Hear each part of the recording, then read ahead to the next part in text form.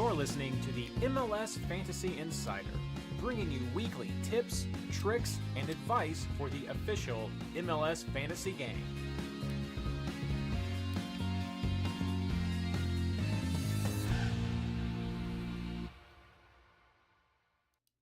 Hello, everyone, and welcome to tonight's show. So happy to have everyone here. Let's do a real trick. There is Gene. Excellent. Gene is here, so... Recording in progress. That's right. Gene has it. Without Gene, we would have far more shows that I have to wait and pull things out of YouTube or they would disappear completely. So, excellent. All right. Well, super excited to have you guys join the show tonight. Ashley won't be with us here. She had some family stuff going on, so... unexpectedly would not here, but we've got a great lineup. As you can see, Meg is joining us, so that's going to be super fun. Getting the social ready right now, so let's see here. Have that out on Twitter X, have that out on Blue Sky, and then pardon as I ping the Discord. Josh said the names are switched. The names are switched. Oh, I didn't even look at that this time. I added in Meg's name, but I did not switch him around. This will say Ron. No, it does not say Ron. I did fix that. Which, by the way, I need to double check. Let's see here. Let's get the YouTube thing was switched too. I think the description on YouTube. That was switched, but then also the it wasn't quite centered right. Let's see if I can get that fixed up as well. For the centering of Whoops. People can't see this because I've got it set up where I've got the there it is. I can play around with it on one side of OBS and then just add it in at the end. So let's do this. How's that look, chat? Does Wojo look better? Is he more in frame? Sorry, I missed those messages last week. Should be good, but yes, so they should be all switched up. We got Megan, which that's a little bit blending in. There we go. There's the good stuff right there. So all right, there we go. Got Twitter X, got Blue Sky. Back over to Reddit, Discord. Got that published, and then blasting everyone who's here. I've tried to help you guys out on Discord that I just do the @here ping instead of the @everyone ping. So let me know if you like that. If you would rather I @everyone so that you know that something's going on. Happy to do it, though I'm pretty sure the announcement ping hits everybody right there. So yes, so happy to have everyone here. Who do we got over here? We got Gene. We got Black and Red. Black and Red killing it in the Hosts Invitational League this year. Undefeated. One of the few undefeated. Actually, you may be the only undefeated person left in a lot of the leagues, at least in the ones that I'm in. I haven't checked Ashley and everybody else for the rest of the Pro Rel.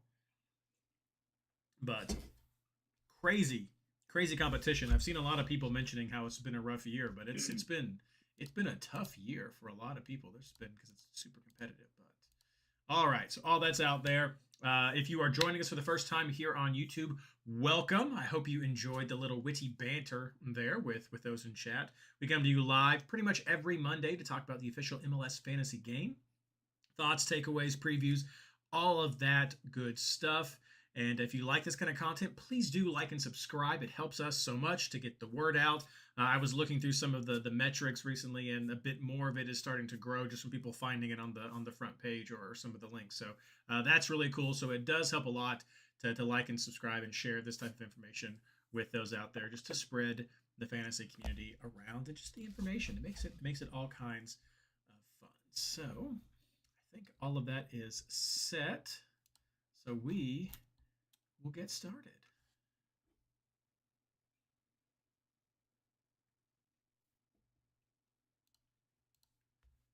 Hello and welcome to the MLS Fantasy Insider, our preview of Round 10 of the 2025 MLS Fantasy season. This episode is brought to you by red cards, but actually yellow cards, but which are also red cards. Yes. No. Actually, it's brought to you by the amazing Patreon supporters of the MLS Fantasy Insider. It's because of you that we are able to keep this project going. Find out more over at patreon.com/MLSFI. I'm your host, Reed Connolly from MLSFantasyBoss.com.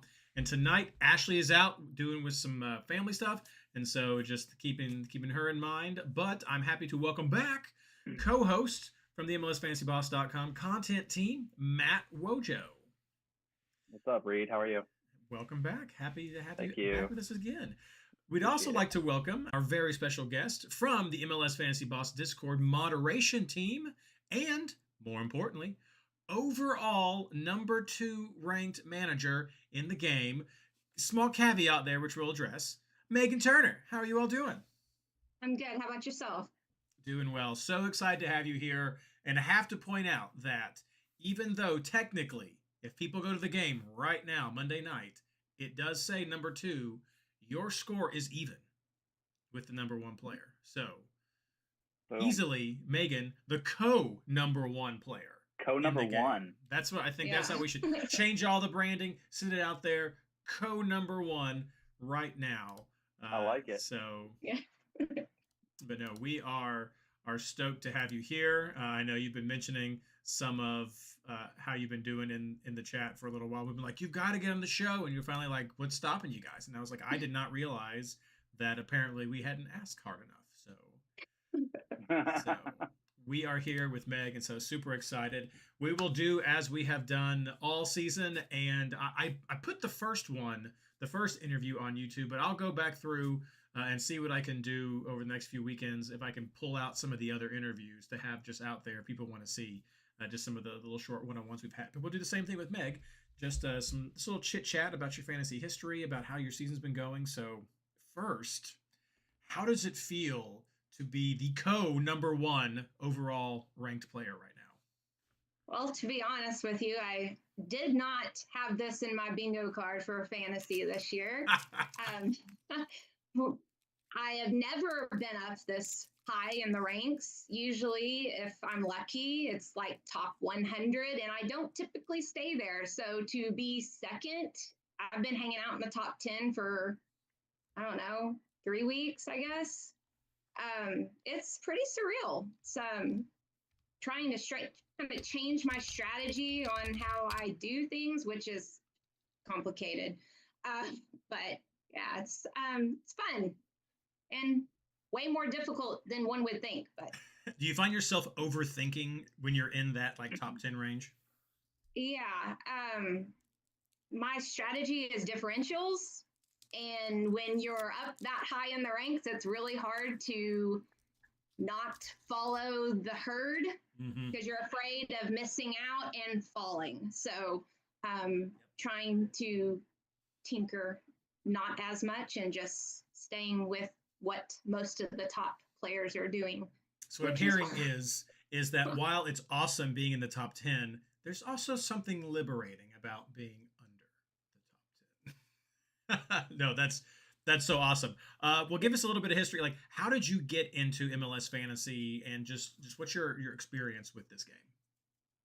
So a friend of my husband's and I, he actually grew up in Salt Lake City. So his team is Real Salt Lake. And we had been playing fantasy football for, I don't know, several years prior, and did not know anything about soccer, honestly. But introduced us to the game. We started playing fantasy. We started watching soccer, and then kind of became hooked. And we have played every season since. So that's kind of where everything started. That was the Chatango days. So, oh yeah, yeah. What is this, like 10th or 11th season? I think that we've been playing. So yeah, that's pretty much how it all started and where we're at. Just keep going. Yeah. Oh, I remember the Chatango days very well, with even doing that before I started doing MLS with Chatango, and then the old Chatango embed on the side of Fantasy Boss. So it's been a long journey. So you mentioned something about differentials, but how do you approach building your fantasy lineup each week? So I typically look at the matchups and choose ones that I like for attacking, and then also ones that I like for defensive players. I always build my midfield first, and then I choose 2 forwards. I go back for that 3rd forward later on, but then I typically will go for an early match clean sheet.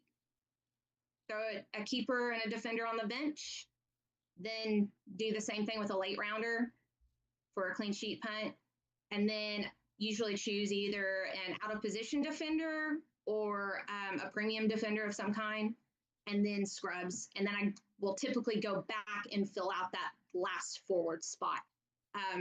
Usually it's a differential, maybe someone off. Sometimes I end up having to swap that to a midfielder. But typically that's kind of how I set my team up week to week. It's interesting to talk through that because I know that I usually look at sort of the teams that I like and start picking the players and kind of filling it in as I go, but to really just have that kind of formulaic build right there. Oh, that's really good. Do you find you have a differential or a scrub defender? Do you usually go with just one, or do you ever roll with two? Here lately, I've been doing two defenders on the bench and then figuring that out with a forward. But I've also done like the 4 at back. Sometimes I'll field and I won't have a scrub. Like I'll just have a playable defender. And then if my bench hits, I scrub them out. Yeah. If not, then I'll roll with them. But typically it's a scrub, at least one scrub, with funds left over in case I need to upgrade. Things don't work out, which happened this past week. Yeah, I had some good bench hits, so we'll definitely get to talk about that in a second. Well, we'll wrap this up with what is the general advice you would give to any new players who are starting their fantasy journey in 2025?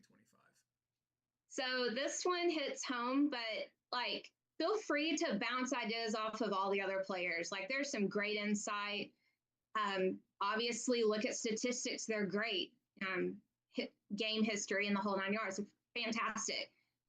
But go with your gut instincts. Sometimes it's just it just goes with that. Like I found myself hitting more on differentials than I do with chalk most weeks until I got at the top and I had to change my style. But but typically, like I don't know, something about just those gut instincts. Like we'll tell people all the time, go with your gut. But seriously, like just take all the insight that you get and then just choose what you feel is best and roll with it. Excellent. Well, that's great advice. I know I had some of those feelings as well this round, and it's hard. It can be hard sometimes for people to trust their gut when they see everything that's going on. But that's part of it. That's part of the fun. That's part of the discipline. And I love that you touched on that. So thank you so much for taking that little brief moment for us. And I know you mentioned some of what didn't work for you, but we'll let Wojo take over right now. Give you a quick little break, take a sip, catch your breath some. And let's start doing our round 9 takeaways, the fantasy focused takeaways. So, Wojo, how did you do, and what are you bringing to us? Hey, so yeah, I had a much better week this past week. I wanted to touch on something real quick, Reed, if I can, about kind of what I was talking about last week when I was on, talking about how I was kind of disappointed in where I was in the standings, and there was a little bit of chat about it in the Discord, and I just wanted to respond to that real quick. When I say things like that, I mean everybody has their own standards and goals of where they want to finish, and some of that's based on where you finished in the past and kind of what your goals are, what you can accomplish really. And so by no means is where I am. I'm sitting at 113 right now, which I actually got the green arrow this week, which is great. I think I was at like 140 last week. But when you finish pretty high up, for several years running, you kind of, get accustomed to that standard. And so that by no means means that, if you're in the hundreds or if you're in the the 50s to 100, that's a bad place to be. It's just everybody has their own standards, and just have fun with the game, be proud of yourself, compete with your the friends, and just enjoy it. Don't let anybody tell you what's good and what's not. Don't compare yourself, compete with yourself, and that's what I do. Is every week I try to have that green arrow and move forward in the standings. And so just wanted to touch on that real quick, because I wasn't trying to make anybody think that this certain range wasn't a good range or anything like that. So sorry if that's how it came across. But like I said, I did get a green arrow this past week, sitting at 113 now. Ended up on 91 for the week, and that was actually Meg. I had a gut feeling on Vasquez this week, but I did not listen to it. I did that Saturday tinker again, and ended up pulling him off my bench. So I would have actually finished even better had I gone with my gut, like you say. Sometimes it's a strong pull, and you have a lot of different things whispering in your ear. If you're in Discord, you're seeing all the different lineups in the different chat, and so you really do have to just be true to your gut, or vibes, or whatever you want to call it. But yeah, so 91 for the week, which is it was a really, really solid week. And so was pretty happy about that. Again, I'm just trying to move forward and hit that green arrow every week. So I'll be up. I am still quite a bit behind in money wise. I think I'm at like 128 right now, which is a little bit behind where a lot of people are. So I am noticing a little bit of challenge with some of the number of higher priced defenders that I can put in, but eventually we'll all get to that same point where I'll be able to afford everybody. So that's where I am. Some of the surprises that I saw, man, I don't know if any of y'all watched that Portland LAFC game, but that was quite the match. LAFC actually looked alive this time. Denny Bouanga was insane. He was playing like a man possessed. But he's got goals in his last two. He had 20 key passes in that game. And so, they have looked good the last few games. And so I'm hoping that, it's always good. I mentioned this in one of our other podcasts before. It's always good when more teams and more players are playing well and you have more choices to choose from. It's more enjoyable for the league to watch better players play more often. And so, Denny Bouanga has been one of the best the past few years. And so it was really good to see him back to his normal self. It looked like tons of shots, crazy involved the entire time. And so I don't know if that was just because the way Portland played into his strengths a little bit more, or if he just was super motivated. I don't know, but LAFC looked really good attacking. Their defense, had it left a little bit to be desired, but it made for a great game for a casual fan. Another surprise, when are we going to start talking about Charlotte being, one of the top teams in the league? I know they've always had a pretty good defense, but they're scoring goals pretty well, at least at home. I will put that caveat on it. Their record is a little bit not quite as strong away, but that home record is insane. I think they've given up like 2 goals at home all year, and they've scored I think it was close to 15 to 20, which is really, really good. I can actually look it up right now. Yeah, it's 13 at home, but in 5 games. So that's a really, really nice scoring record.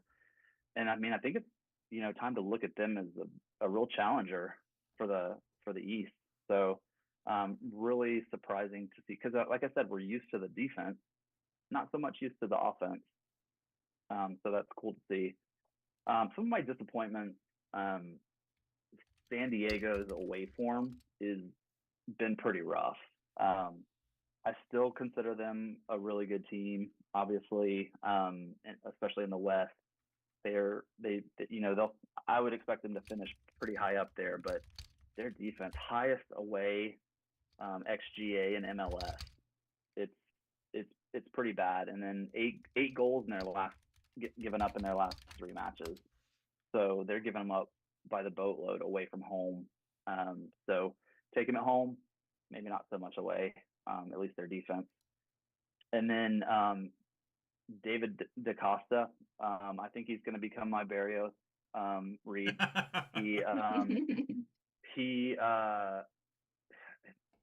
Just watching the game, he wasn't involved.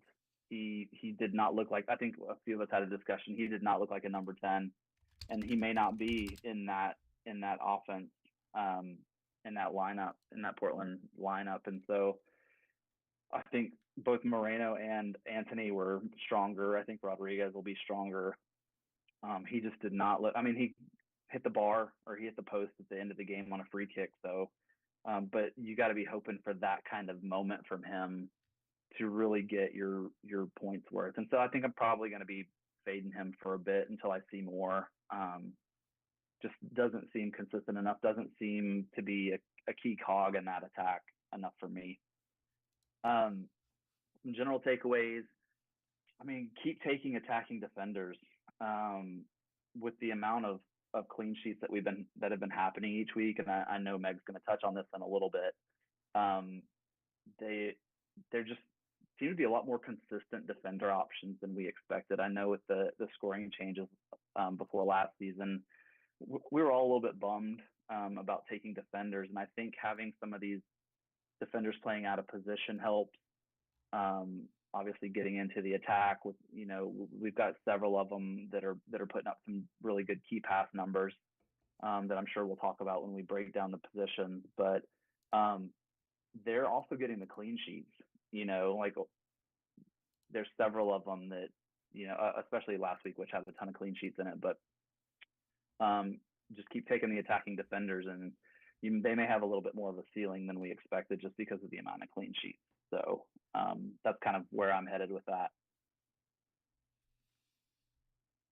Thank you for that, the feedback, and I'll just echo. I mean, you're absolutely right. For the one thing I want people to take away that we try to highlight with the show, and I think we try to highlight, I know we talked about it some last week too, is set your own goal. Like I know we talked about it last week. A lot of us did not do great, but like the average was like 52 or something. And I remember I mentioned the comment from Blues Cover. Someone was like, I was better than the average. It's like, yes, that's what it was. And so it doesn't matter where you are. It's all about, I mean, I know that's cliche. It's all about having fun. It's about the community. It's about the people in the community. So come to the community, get the support, because I know for a lot of people, I'm looking in chat, some fantastic scores. This was definitely a rebound week for a lot of people. And I hope that's what we're able to help you do, is get through those little bumps and just enjoy the community. So enough of that, like waxing poetic and sappy right there. Meg, number one overall. How'd you do? What'd you take away? This week was not my best. I put up 87 and lost every single one of my head-to-heads. So, yeah, not great. Messy Cap was not the play this week, and I should have went with my gut because I had a feeling about it, and I chose to just stick with it for fear of missing out on a messy haul. As far as surprises, the amount of clean sheets, we had 13. There was games that I felt like there was going to be goals and they were kept scoreless, such as like Montreal and Orlando, as well as St. Louis and Vancouver, and Minnesota and Dallas. Did not expect there not to be goals. Disappointments was definitely Messi not getting on the scoreboard. I'm beginning to wonder if it's because I keep capping him. So there's that. As far as general, Evander seems to be thriving. Can't overlook him. Hill seems to have found some form, but still have questions about New England as a whole. Nashville is a struggle, and I don't know what to think about SKC at the moment. Like, still completely clueless. Like, they found some sort of power, but I don't know if I want to take any of their players. But that's where I'm at. Mm-hmm. So, yeah, my differential was a bust. I threw Owusu on the bench, and he got me a whopping 1 point. So it needs to say he did not come in. But at least he was on the bench. Yes, at least he was on the bench. He was not my first choice. Actually went into Goma as a punt, and he was not in the Red Bull starting lineup. So I was like, play somebody else. Yeah, didn't work. It is definitely what happens. So I did pretty well with this last run. I definitely had a little bounce back. Unfortunately, Meg and I did play head to head this round, and so she's already teased the result of that. I came away with 93 points. Mixed bag with my head to heads though. Definitely some of them that that I lost one of them just by 3 points. So it was some close rounds, but I think you guys have both touched on a lot of the general takeaways that I think have stood out from this round. I will say that my defense paid off for me. Ended up with 4 clean sheets when everything was said and done, and a lot of that came from the bench. I went with the early Austin clean sheet punt, and so that paid off for my keeperoo, and so I just scrubbed out everything else from there. And I ended up talking about Meg with your formation. I had 2 scrub defenders in my team at that point because I already had Ian James in there from Sporting Kansas City that I didn't expect to play, and then I had some other players in. But I had Gallagher hit, and then I had Seeley as well on my bench. And so when I looked at it, I was like, well, I've already got these points coming in. If Seeley doesn't do well, I have some time where I can still switch something up with some extra money that I have, so I could put in another player. So I could do that switcheroo right there and swap out that player. I didn't have to because he did well as he did well as well with those points. So very happy there. Of course, I had Wagner as my last one with the 8. So solid points there. Where I did fall down with and I also scrubbed a forward this week because I had Beal. So like you were saying, Wojo, Charlotte definitely has some players to look to, and we've mentioned Beal the last few weeks, and so he came through last week with me with 9 points coming off the bench. So I used my entire bench last week, just cleaned them and came right out there. For me though, I ended up adjusting because I had Rusnak on my field to start with. He did not start, and so I didn't go with the De La Vega or anybody like that. I ended up switching around, and this was kind of where some of the overthoughts came in, Meg, because I had put Forsberg on my team early on, and I was like, I just have not been satisfied with Forsberg, and I'm still not satisfied with Forsberg. But I was like, that's well, no, okay, no, I'm gonna go Dry. We'll see if that has some. And so Dry gets a 2, Forsberg gets a 6. So 6, still not happy with those points, but that's where I was like, my gut was like, just get Forsberg. It's fine. He should do okay, but I overthought it, and I just should have gone with that first thought because I couldn't have afforded some of the other players that I was going through there. But of course, my big disappointment was that San Jose game. I mean, the 5-3 scoreline was just absolutely bonkers. With everything that happened, I expected a lot more out of San Jose than we got, and I think so did Arena. But fortunately, I did have Arango. I did have Espinoza, who didn't do fantastic. McGlynn his bonus points have dropped off all of a sudden, and that's been a huge fantasy letdown there. And of course, the biggest one was Messi, with just a little bit of those flubs. He's still getting key passes. He's still getting the shots. It's like they're just not falling, and so that's what we're going to have to be weighing so much with the Messi captain, especially with CONCACAF Champions Cup coming right up. But it was a better round. We had a lot more of we can call them chalk or just some more of the known quantities, I think, really producing for us this last week. And some of the ones who we've been expecting to come back have started to find some of their form right there. I mean, like the De La Vegas that we were just talking about. So some of that happened. We did also have some bonkers red cards and referee interactions. That is just part of what our version of the beautiful game really is. Let's see. So yeah, no, crazy game. Anything else that you guys want to add before we move on? All right. Go ahead. Hold on. I think, I mean, we can talk about this when we talk about midfielders, but I mean, McGlynn did put up 6 points. The problem is Houston just isn't, their offense is just kind of meh, like, so if he doesn't get that goal contribution to go with it, he's not going to have that huge a score. So sure, but what I'm talking about, no, you're right. But what I'm looking at with that is, I mean, he was getting like double-digit key passes, and so he was just hauling in the key the path there, and so sure. Like yes, he got 6. That's fine. But when we're coming and seeing 13 key passes, 10, 14 key passes, as well as getting crosses, and the odd shot here or there, it's like that's kind of dipped, and that's what has me concerned with that, especially going into Austin. Yeah, We'll I see. agree. But I agree. yeah, we'll definitely touch on that. Looking at chat real quick, seeing a lot of the same thing right there.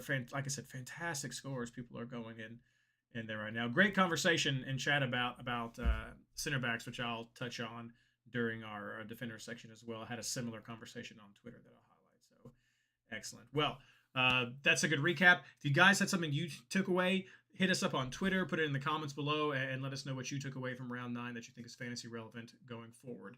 Because next we're going to be doing some quick housekeeping and talking about our targets for round 10 right after this. Okay. Here we go. All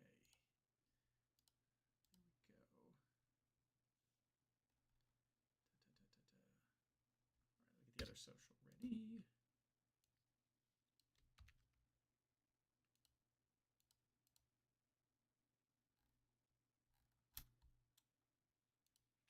Probably about the point where I have to explain to people what Reed's Barrios is again. might have to have a primer for that. Like, what does he mean, Reed's Barrios? Because he's not been in the league for a few years now. Yeah. Need to update my references, I guess. That's funny. I'm glad to have my own Madronda. So yeah. All right. So there is Twitter. Here is Blue Sky. All right, socials out on Twitter and Blue Sky. So if you are so kind, please do like and share. It helps so much, so much. We'll get right into it. Hello and welcome back. We're talking about our player targets going into round 10. But first, a quick little bit of housekeeping. Games start on Saturday, April 26th at 2:30 p.m. Eastern Standard Time with Toronto FC versus New York City FC and FC Cincinnati versus Sporting Kansas City at the same time. So those games are kicking off at the same time. Two pretty interesting matches right there, fantasy-wise. And then after that, the usual Apple TV lineup. We've got some 4:30s, some 7s, 8:30s. But then we've got 4 games on Sunday. So combining the two early games, the 4 Sunday games, you have plenty of options for switcheroos. We got Minnesota, Vancouver, Miami, Dallas, LAFC, St. Louis, LA Galaxy, Portland, all sorts of aroos. Very easy to do this week. Some very good ones as well. And I think it's definitely played into some of the variety of options. I'm really excited about this round because I think you can definitely, more so than usual, really craft your team in a way that makes sense because of the way a lot of these games line up. So really, really excited there. Nobody on a bye, nobody on a double, but we do still have 2 teams who are in CONCACAF Champions Cup. We have Vancouver, who is playing at home, and then Miami, who is playing on the road that week. And so that's, of course, as usual, that's brought up Messi watch for the Champions League right there. So pay attention to all of that. I do believe that is a domestic game. Well, Miami's going to Canada. That's what's happening. They're not flying international. It's what we're doing there. And so that's going to be a midweek game on Thursday, though. So that is kind of close, but these teams are playing on Sunday. But keep that in mind. Thursday, Miami is traveling to Vancouver for that away game, and just see how that plays into your lineups. I mentioned it in the first part of the show and teased it at the very beginning as a joke, but there were cards, both red and yellow, last week. Pay attention to that because that does impact some of the teams going forward into round 10. The easiest way to find that is to head over to MLSFantasyBoss.com, go to the Discord, and then once you're at the Discord, go to our Fantasy Tools section. We've got the Mega Reference, and that's where we try to curate all of that. It's a big community project.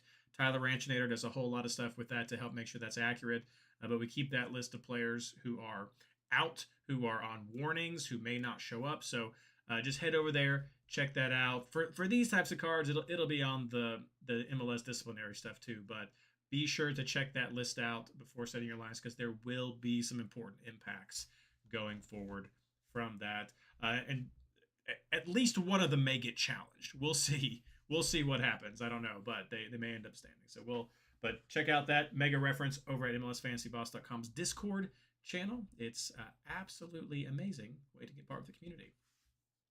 Okay, let's start talking about target players. We're going to start, as always, with keepers and defenders. Meg, who do you like? Okay, so I'm an NYC supporter, and I've come to terms with bet against them or bet for them. And this is the week that I say bet against them. So I like Sean Johnson or Toronto defense as a whole. And then I have my keepers set up as Larius on the back end. Got K Long, Oriciano, Freeman, and Aaron Long as potential defenders. I also kind of think maybe Orlando and Atlanta. I'm not quite sure how I feel about that one. Atlanta, it's kind of and then Minnesota defense possibly would be a play or a valid option as well. So Wojo with the thumbs down. He's got things to say. Well, then say 'em, Wojo. Who you looking at? For defense, yeah, I definitely think Orlando's got a shot. Like Latte Loss is out on a yellow card suspension. That team's a train wreck right now, chemistry wise. They don't know what end is up. That's not to say they won't score, but I mean, I think Orlando's actually a valid. I mean, they've kept a few clean sheets in a row, so they're definitely a valid defense. But let's see. So like I said, I'm still a little low on funds, so I know Blake to Ustari is going to be a popular one due to the price. It is what I have right now, but I do like Meg. I do like Johnson as well. I think if you've got the funds, Kalina is a solid play. Lloris, I really like, and then also, I kind of like CJ Dos Santos as well for San Diego. Diego Luna is out with the red card this week, I believe. So that could be interesting for those guys, and I know some of those are fairly reasonably priced below 8. Kalina's not, but the rest of them are. And as far as defense, again, I can't stress this enough. I think one of the reasons that I've had some issues earlier this season is I like to clean sheet hunt. That's what I do with my bench a lot with defenders. And really this season, going with the out of position defenders who are playing higher up, the ones who are getting more key passes and attacking, has really been the way to go. I mean, I'm gonna have Wagner again, Orejano. I'm gonna try to get in there, mainly because not only do they have really great attacking matchups, but their defensive matchups are really good. You know what's funny, Reed, is that last week we had so many sketchy matchups. We were like, is this one a good matchup? Is this it might be a good matchup, but is it? Because they were either away playing a bad team or something along those lines.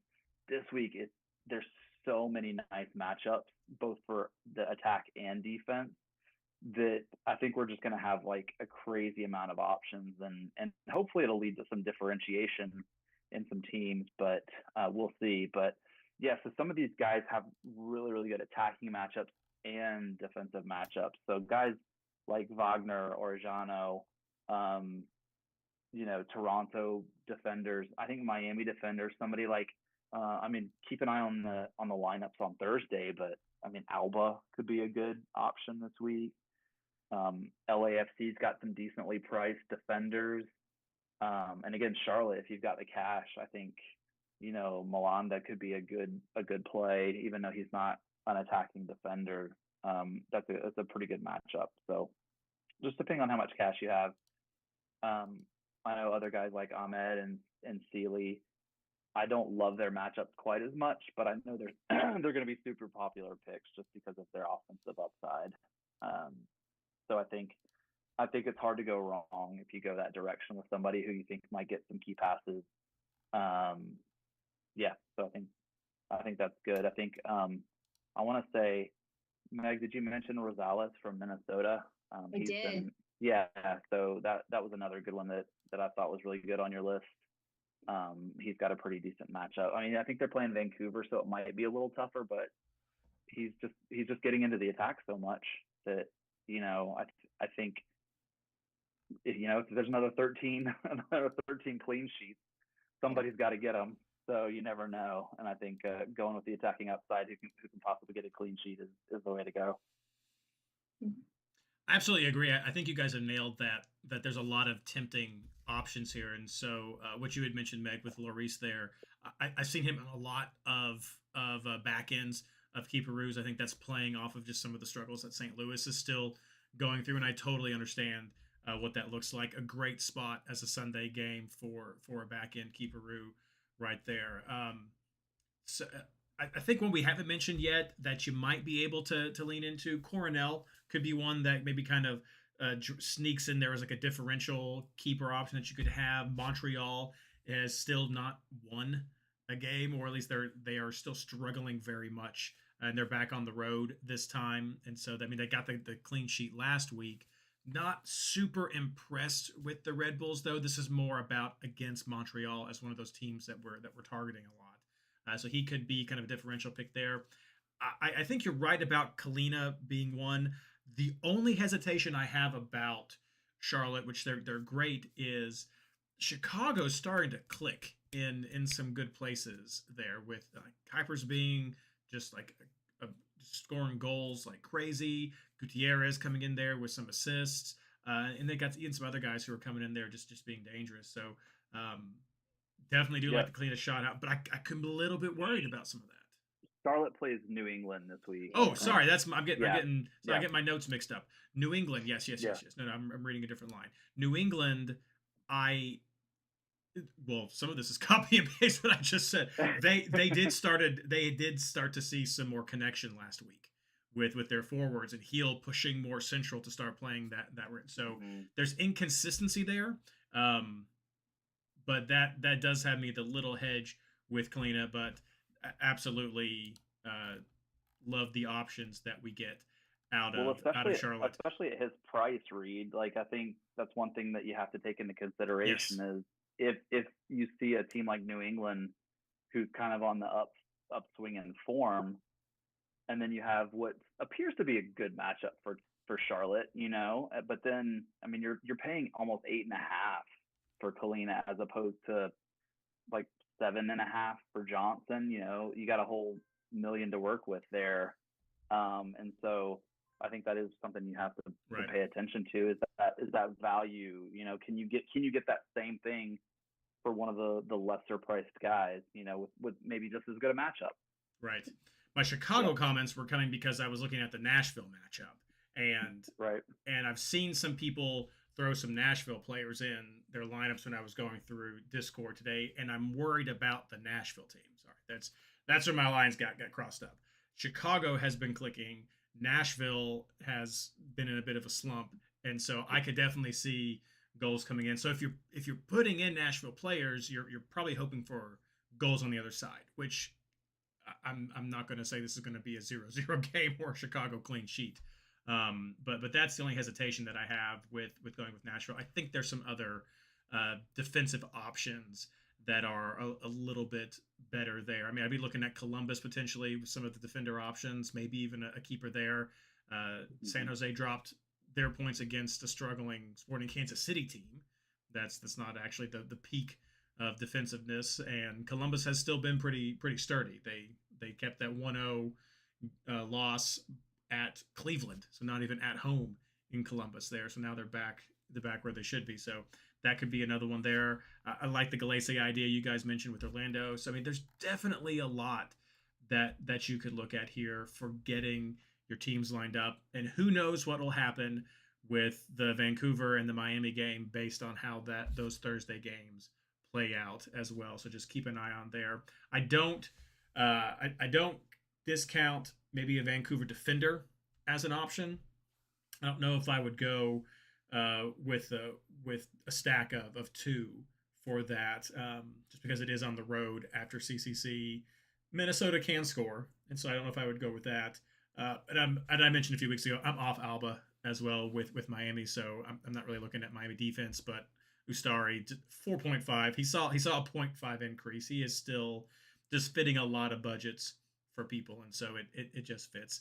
One of the conversations I saw that we had in chat, I mentioned in a previous segment, and I saw on Twitter today, was talking about center backs and wing backs, and for me, it's still leaning towards those wing backs. You find some center backs who are generating a decent amount of bonus points, mostly coming from passes, not even key passes, just passing back and forth. They're getting some of that, and they're getting an okay floor when that happens. But for me, that guy's going to be on my bench. So if I'm doing a double stack of a defense, or if I'm doing a triple stack, which I don't often do, those CBs would have to be on the bench to hedge my bets there, because with the prices that we're still seeing a lot of starting defenders at, I just don't think it justifies the floor that they're coming in. I'd much rather take a shot at getting a clean sheet with a budget player and then have some wingbacks in there who are going to at least have a better shot at getting some bonus points, or a better chance at being involved in the attack to get those assists or something like that. So, I mean, you get people like Robinson or like Zimmerman, or people there who are in the scrum always trying to get the headers or have good chances like that, it seems. But I just think the CBs tend to be a bit too highly priced for me to really would go with that. But they're great bench if you want to do some of those differentials. So we had a similar conversation in chat, good chat on Twitter as well. So wanted to shout that one out really quick. Otherwise, in my team, I got Wagner, I got Orshano, and I got Hollingshead right now in my team. Just looking at some of those options to see what we end up going with. Okay, let's move on to what apparently is Meg's favorite position, but midfielders. Wojo, who do you got? Oh man, I have a feeling this week's going to be pretty chalky. So we have the main guys. We've got a Vander, obviously, has been incredible. He was one of the first ones on my list. I think I'm probably going to go back to Ojeda this week. Like I said, Atlanta's defense has just been out of sorts. I don't even know what to think. It's not even been Guzan this time, and I'm not a big fan of his either. But I just think there's a lot of chance. They'll get a lot of chances. Sullivan had a great week last week, and he's putting up points everywhere, whether it's bonuses or goal contributions. So he's on my list.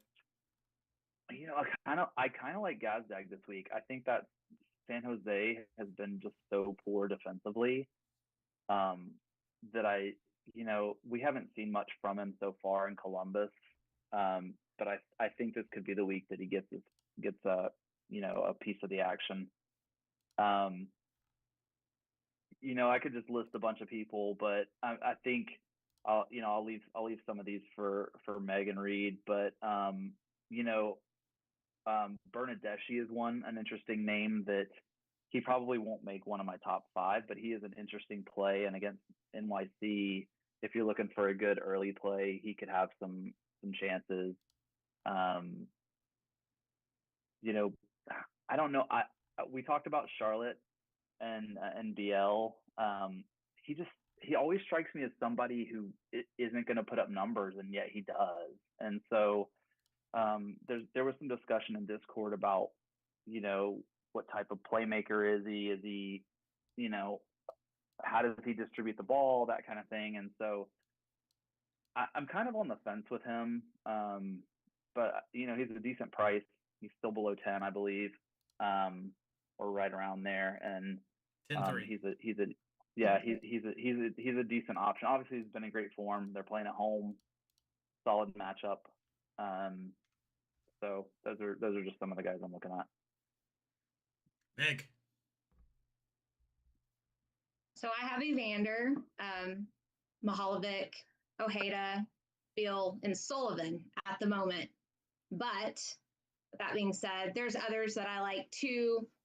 McGlynn, I know, wasn't the best last week, although I was happy with his 6. But Mutar, maybe, although super questionable. And then Dryer for San Diego. And if you want someone that's cheaper and might be starting up top, you could take a punt on Valakari, but he is either hitting big or getting you like 2 or 3 points. So no middle ground. For sure. So I've seen a lot of people in chat say things like, I'm going with chalk, and then I see people share their names, and I see some differences in the names. So I think the only real chalk that we have at midfield this week is Evander, Gazdag, and Sullivan. Those are the 3 names that I see constantly popping up in people's teams.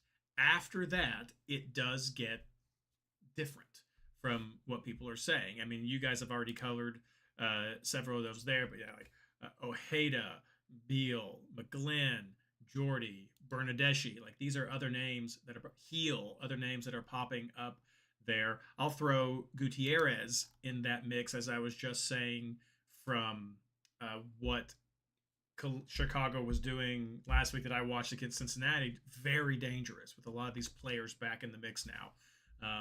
And with some of the struggles Nashville have had, I could see that even on the road being good opportunities for Chicago right there.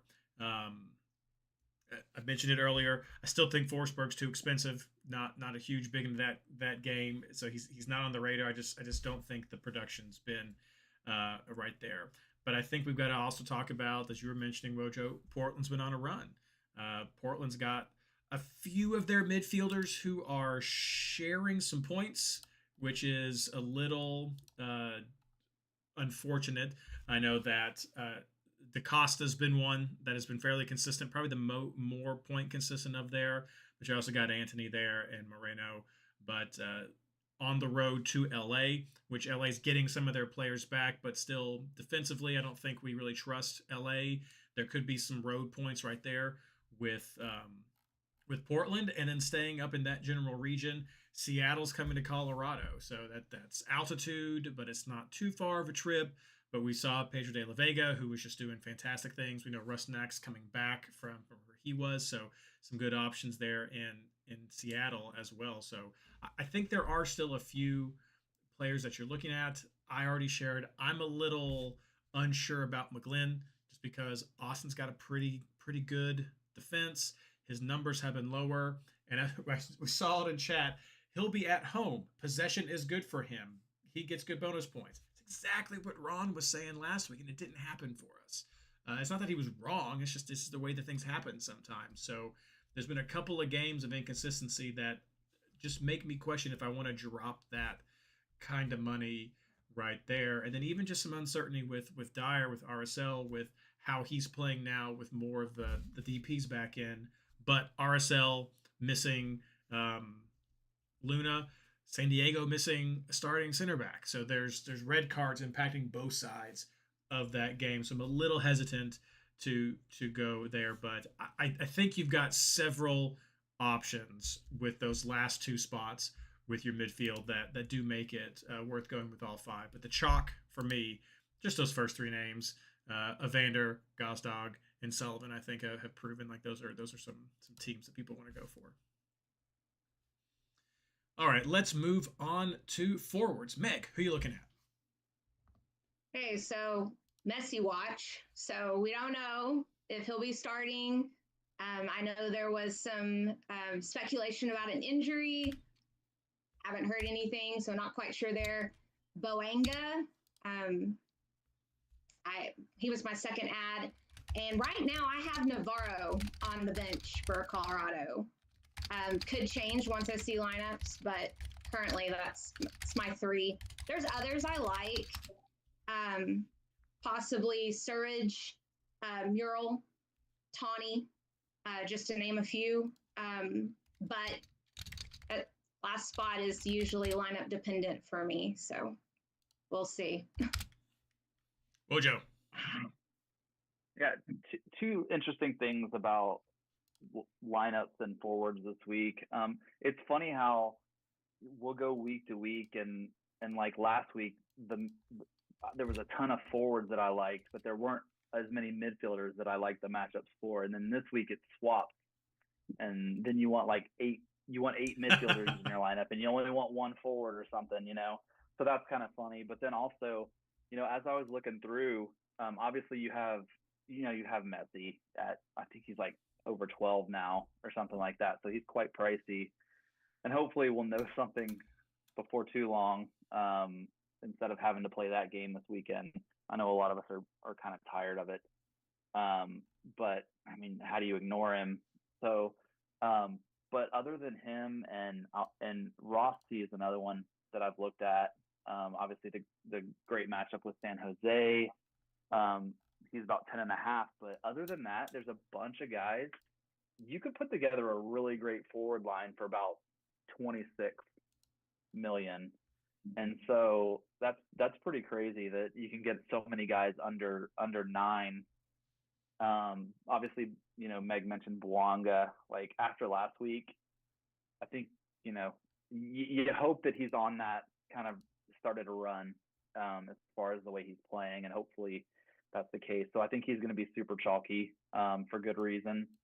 A couple of the other guys that I like, let's see. Baribo, I think, is going to be a solid play. If you're not using all your players on Philadelphia defenders, he could be a good one. And then Denke from Cincinnati, his scores haven't been super high, as somebody pointed out in Discord earlier today. But man, that's a good matchup, and I think you want to try to get as many Cincy players in there. And Reed, you might want to speak into him as far as how he's been playing or how he fits into that lineup. But I mean, he's still under 9, and he's got a great matchup. So as a bench play, I mean, there's not a whole lot you can ask for other than that. And I mean, those are really I'm not looking at a lot of forwards this week. I'll be completely honest. Those are about the ones I'm looking at. I'll probably pick a couple of those guys and see how it goes. I did actually have a scrub forward last week with what I was working, but my money worked out a little bit better this week with what I'm looking at. So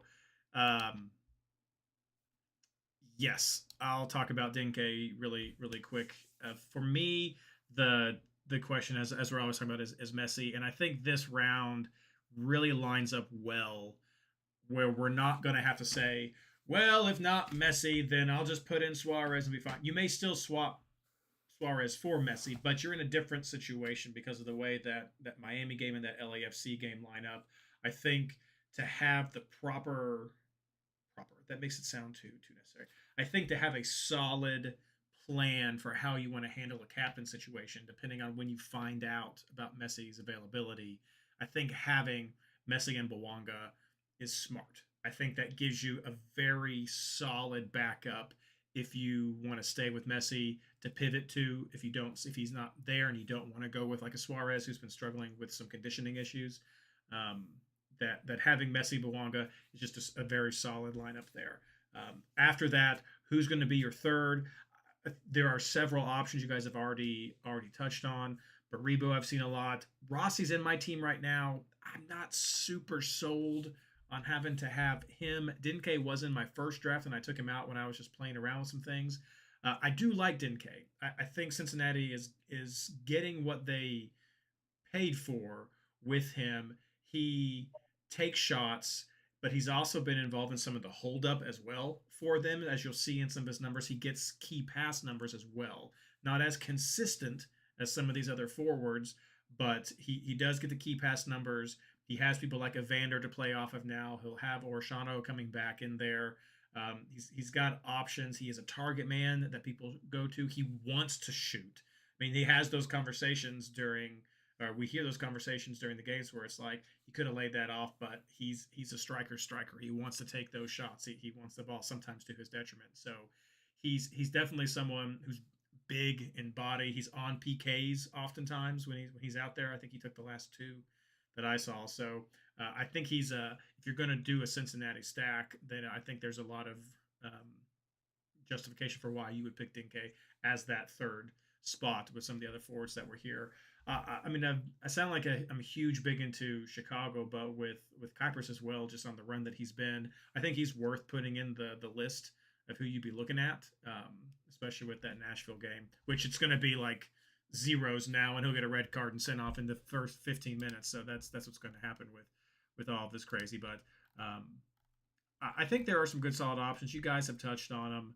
Just doing a quick run through. Hey, Reed, while you're looking at the chat, I will say that, and I thought about it when you were talking about Gutierrez, but Mm-hmm. like Chicago's away form has been pretty good. They've been scoring a lot of goals away, and so I don't know if Berhalter's play just lends itself to that, or if it's just been luck or whatnot. But I mean, away from home, they've got some pretty solid both XG and goal numbers, which is pretty surprising. And they've had players who were injured too at the beginning of the season, so they're having more of those players come back. Frequently mentioned by the commentators there. Good point in chat that.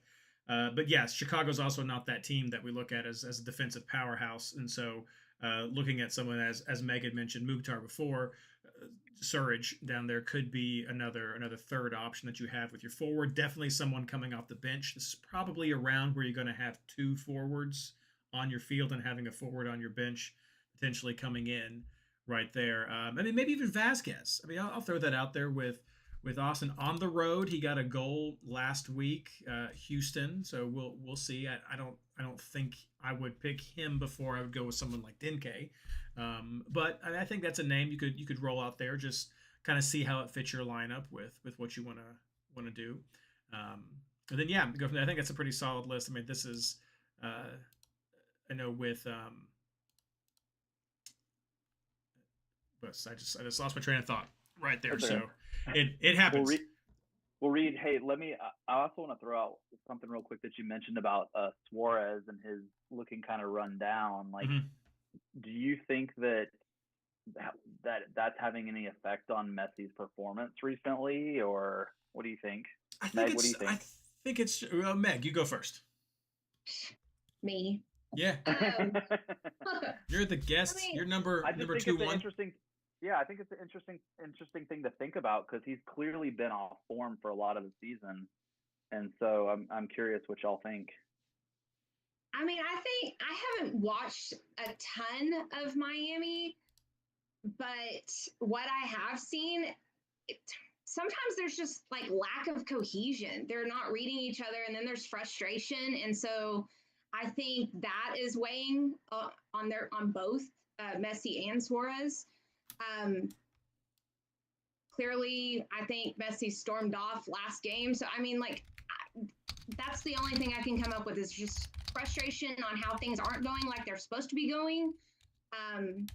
Maybe some miscommunication. That's kind of where I'm at. I'm not as technical as y'all are, so, but that's just, I guess, where my perspective on it is. No, I mean, and that's totally fine with the way to look at it that way, because he has to be frustrated because he's generating chances, he's getting the shots, and it's just not falling. And I was going to add that I think some of this is still part of that low level of additional congestion that they're having with Miami. They're still in CCC, as you see the information and news. There's kind of like a lingering injury with Messi that he's just kind of carrying around with that. I mean, these people are sports old as well, and so I mean there is the condition. I mean, Lord knows I couldn't run up the field more than one time with what's going on, so I'm not going to knock Suarez for what he's doing, but he's not able to put in the reps like the younger guys are when they're coming in through here, and that's being shown this and weekend. He's having to play all the games. Right. They really don't have a backup 9 to put in there. That's right. And they're going to be flying to Vancouver, turning around, flying back to Miami, and so they're going to be in the air for a while and seeing how all that impacts them. So we'll see. Dallas is a pretty good matchup for them, and so I think there will be opportunities depending on who plays. But it's back to what I was saying, like how this Sunday lines up. You could definitely have Messi, and then if he doesn't play and you don't find out until 4:30, or you don't see what's going on, You could go with Suarez if you want to. You could go with another whoever Miami puts in the forward spot if you want to.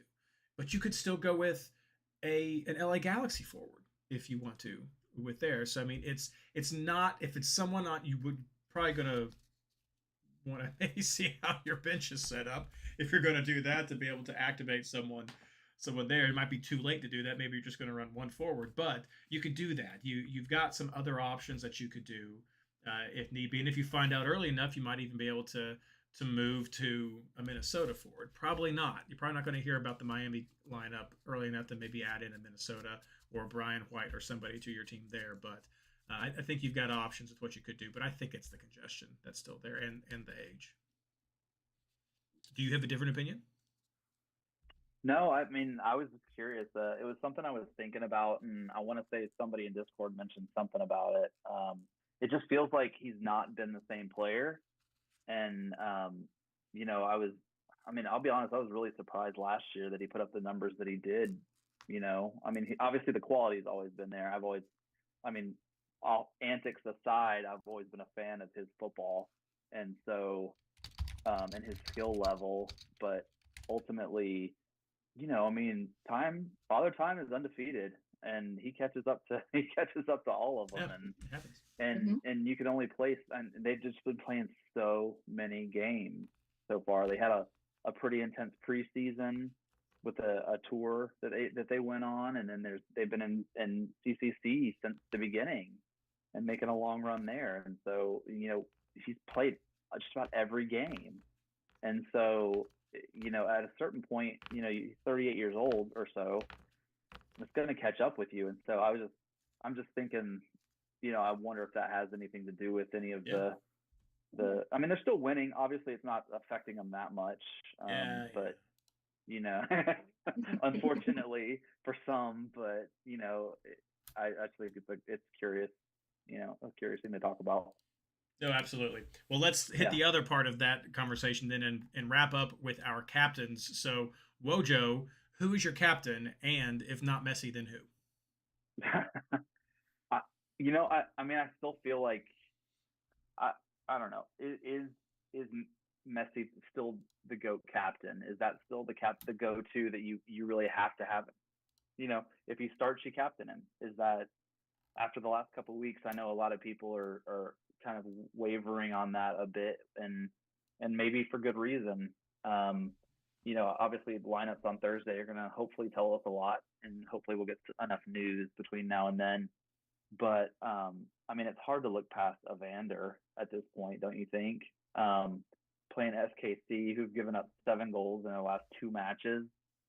He's got 5 goals and double-digit points in his last 3, and then double-digit KPs in his last 4. And so, he's just been incredible, and pretty much what we expected he would be in Cincinnati. And it's really, really fun to see. But I wouldn't go past him. He'd be my backup. Meg. I'm in the same stance. Messi, maybe, depending on what those lineups show. But Evander was my first choice. Pivoting, if I was being very bold, which I won't be, but if I was being bold, maybe Beal or Mihalovic.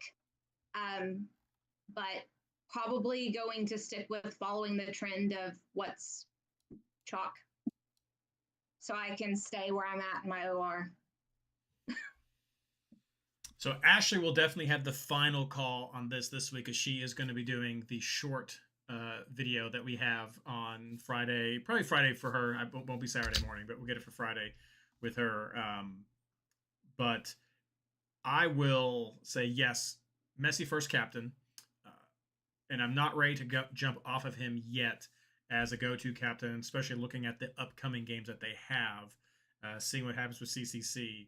But I think there's some good matches coming up that give him some potential if he is available during that game. If you're waiting for Messi, I already said the backup, I think, is then Bouanga.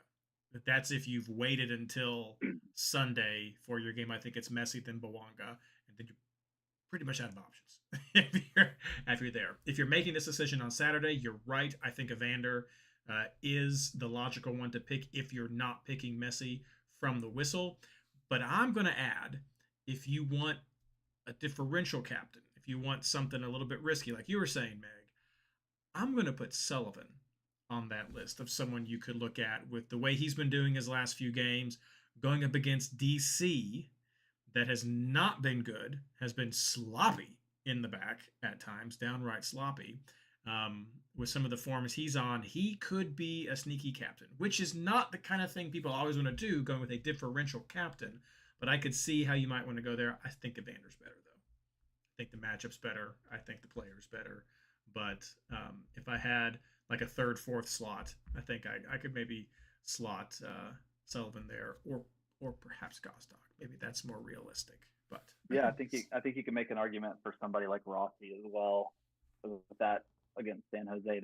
There's a lot of great attacking matchups to think about. With Black and Red, it's always solid choice to pick someone against my DC United. Unfortunately, like I get it. I mean, that's what it is. But all right. Differential captains are fun too.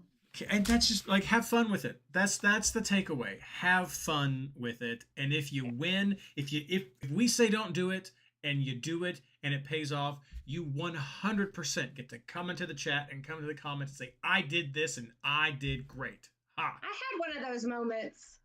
I had one of those. It was fun. That it is. It worked. But the only thing I say, the only thing I always say though is you got to like own it. Like if you're in the chat and you're like, nah, I'm gonna go with Mukhtar as my captain, like say it in the chat, do it, then come back and say, I told you, jokers, and I did awesome. But if you're like, well, I thought that, and so that's why it's like, no, own it, and then let's hear about it, because I am here to celebrate you. If you did that and you're like, look, I did this and it paid off, that's awesome, and I'm happy to have that shout out for you right there. So or book it in Discord. There we go. We'll get it right there. I'm not that brave. I don't do that. Like, I just wait, and then if it hits, then I'll be like, oh yeah, I did that, and here's my screenshot to prove it. You got to call your shot, Meg. Well, hey, it worked. Sure did. Twice. All right. Well, thank you everyone for joining us tonight. We're so happy to have been able to share these thoughts with you. So happy that Meg was able to join us and share her insights. Number 2, technically, overall player right now, tied for number 1. So we're so happy for that. Let's wrap up everything with our plugs. Meg. Hey, I'm going to shout out our Discord community. It's fabulous. Like, if you have not made your way over there, you should, because all of us hang out and we give great takes, and it's just a cool place to hang out. Mojo. I'm gonna shout out a couple things. First, Meg and Cam and George and all those in the top 5. Keep it up. Keep making the Discord proud. Keep give the rest of us a chance to catch up, please. But we're proud of all y'all and how well you're doing. And then also, I believe, and Reed, correct me if I'm wrong, do we have a guest doing the rankings this week? We do. We have a guest doing so we have, I'm gonna give him a shout out, Samurai Panda, Zen Viking, what are all his other nicknames from Discord. Isaac from Discord has done content with us for a long time, and he is going to be our guest ranking person for the next couple of weeks. While Christian is on a much needed vacation. So hopefully he's going to bring us back something fun from Italy. But we'll have Isaac there doing the rankings for us. So I'm excited to read those this week. Usually at the end of the week on Fridays. So excited about that. Yeah, no, I'll echo that. Big thanks to Christian for everything that he does with the Discord community and the podcast and the articles this year. He is on a well-needed bit of a break, so just keep thinking about him while he's off. Shout out to Ashley, who I know was out with some family stuff tonight after having some time off herself as well. So expect her to be able to do the article or the video later on, but.